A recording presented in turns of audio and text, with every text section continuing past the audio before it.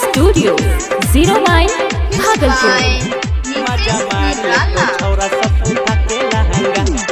छोटे रे चीजवा पे करे न गुमान गे, छोटे रे चीजवा पे, छोटे रे चीजवा पे करे न गुमान गे। बड़ी फुर्सत से बनल तो भगवान गे, पड़ गे तो तोरा ई जवानी महंगा।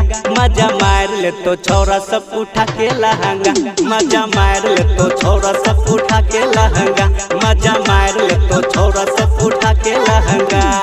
छोटे रे चीजवा पे करे न गुमान गे, बड़ी फुर्सत से बनल तो भगवान गे, पड़ गे तो तोरा ई जवानी महंगा। मजा मार ले तो छोरा सब उठा के लहंगा, मजा मार ले तो छोरा सब उठा के लहंगा। मजा मार ले तो छोरा सब उठा के लहंगा, उठा के लहंगा। मजा मार ले तो छोरा सब उठा के लहंगा, उठा के लहंगा। मजा मार ले तो छोरा सब उठा के लहंगा, मजा मार ले तो छोरा सब उठा के लहंगा। रहिया में चले छत काहे गोरी ऐठ के, मार ले तो मजा सुने छोरा सबे साइट के। पागल भेलो सबे सुने गे, पागल भेलो सबे तोहर देखी के जवानी गे, बढ़ जे तो सुने छोरी तोरा परेशानी गे।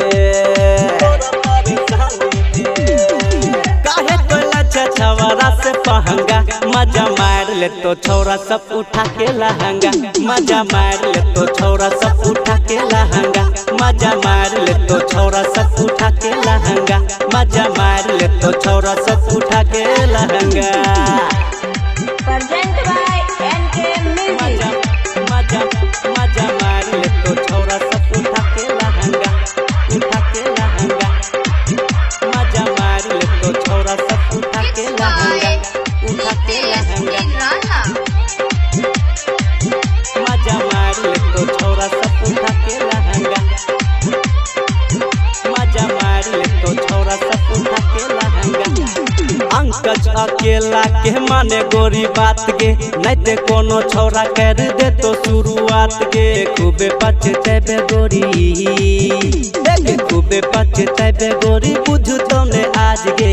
सब छवरा के गरम मिजाज गे,